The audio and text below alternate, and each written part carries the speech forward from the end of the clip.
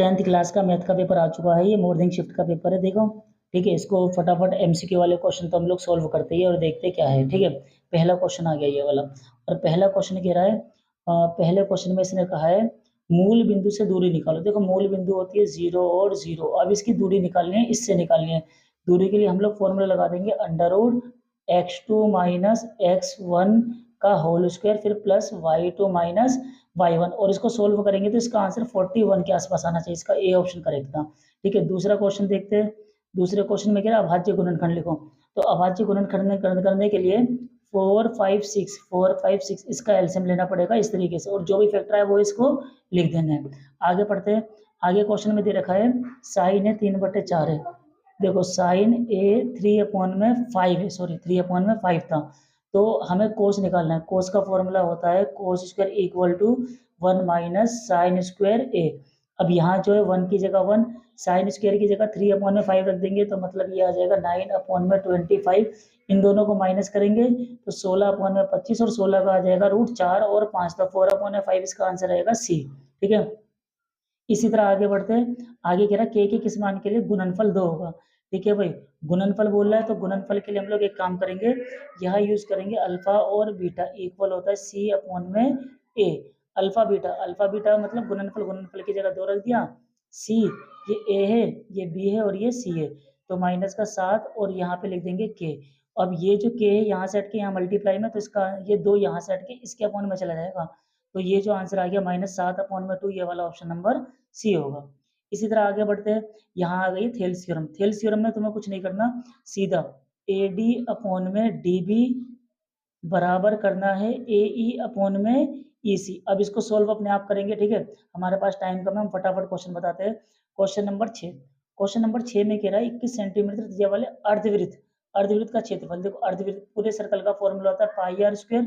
अर्धवृत्त का मतलब 1/2 πr², और त्रिज्या जो है ये 21, यहाँ पे r की जगह 21 रख देंगे और इसको सोल्व कर लेंगे, पाई की जगह 22/7 रख के। इसके बाद अगले क्वेश्चन में आ गया माध्य। क्वेश्चन नंबर 7 में माध्य दे रखा है, बहुलक दे रखा है, और हमें क्या निकालना है, माध्य का। इसमें मैं एक फॉर्मूला बता रहा हूँ, Z = 3m - 2x बार। ये फॉर्मूला यूज करना है। ये फॉर्मूला जब लगाते हैं जब मीन मीडियन मोड में से कोई 2 वैल्यू गिवन हो और तीसरी वैल्यू निकालनी हो। यहाँ हमें बहुलक दिया हुआ है, माध्य दिया हुआ है, तो माध्य का इस फॉर्मूले से निकल के आ जाएगी। फिर इसके बाद देखो अगला जो क्वेश्चन है वो है ट्रिगो वाले, वो एप्लीकेशन ऑफ ट्रिगो वाले चैप्टर से। जमीन पर खड़े एक आदमी की पेड़ की छाई की लंबाई है 45 डिग्री है, तो पेड़ भी 60 सेंटीमीटर ही होगा, क्योंकि इसमें यूज करना पड़ेगा हमें tan थीटा वाला फॉर्मूला, उससे हमारा आंसर 7 निकल के आ जाएगा। फिर अगले उसमें देखते हैं भाई, छठे चैप्टर से क्वेश्चन नंबर 10 में हमें क्या निकालना है, HCF निकालना है। और HCF सभी को आता होगा। HCF निकालने के लिए क्या करना है, सबसे पहले 77 के फैक्टर कर लेंगे, 11 × 7, फिर 132 के फैक्टर कर लेंगे, जो भी आएगा दोनों में जो भी कॉमन निकले वो हमारा HCF होगा। फिर इसी तरह यहाँ पे मध्य बिंदु क्वेश्चन नंबर 11 है। मध्य बिंदु के लिए हम लोग जो फॉर्मूला यूज करेंगे वो फॉर्मूला होता है x1 प्लस में x2/2 और y1 प्लस y2/2, या फिर 7 में से 3 गया, 4 4 का आधा 2 और 7 5 3 8 8 का आधा 4, तो 2 और 4 मतलब डी वाला ऑप्शन इसका करेक्ट होता। इसी तरह घड़ी के मिनट की सुई क्वेश्चन नंबर 12 में हम लोग जो फॉर्मूला यूज करेंगे 10 मिनट 1 मिनट में 6 डिग्री का बनता है, तो यहाँ पे 60 डिग्री का एंगल हो गया, और यहाँ फॉर्मूला यूज करेंगे θ/360 πr²। फिर आगे बढ़ते अगला क्वेश्चन दे रखा है, यहाँ पे फटाफट देखते हैं। ये क्वेश्चन तो एग्जाम में आएगा। यहाँ हमसे कह रहा है समांतर रेखा जब होती है जब A1/A2 बराबर होता है B1/B2 बराबर होता है C1/C2, तो ऑप्शन नंबर बी इसका करेक्ट होगा।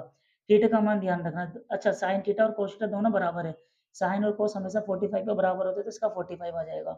अब यहाँ पे हमें क्या निकालना है भाई, दो अभाज्य संख्या शुरुआत वाली। देखो एक तो 2 हो गया और एक 3 आ गया, इनका एचसीएफ निकालेंगे, कुछ भी नहीं निकलेगा तो मिनिमम कितना माना जाएगा 1, तो इसका आंसर आता है ये वाला। आगे बढ़ते हैं। हाँ भाई, इसके बाद यहाँ पे दे रखा है परिधि का अंतर क्या होगा, ये दे रखा है प्रथम 5 संख्याओं का माध्य निकालना है, और AR वाले क्वेश्चन आ गए यहाँ पे। ठीक है, फटाफट बाकी देखते हैं कैसा आया था पूरा क्वेश्चन, इसको बाद में सोल्व करेंगे। देखो फटाफट क्वेश्चन नोट कर लो, एमसीक्यू मैंने लगभग बता ही दिया, इसको आप इसी तरह से सोल्व करना, आंसर आ जाएगा। ये मिसिंग वाला क्वेश्चन आ गया है, फटाफट देखेंगे जल्दी से। यहाँ देखो, ठीक है, यहाँ त्रिज्यी खंड वाला आ गया। ठीक है, और ये लास्ट क्वेश्चन है इसका, बस यहाँ इसके बाद हमारे क्वेश्चन हो जाते हैं ख़त्म। ठीक है, तो उम्मीद करता हूँ ये पेपर आपको समझ में आ गया।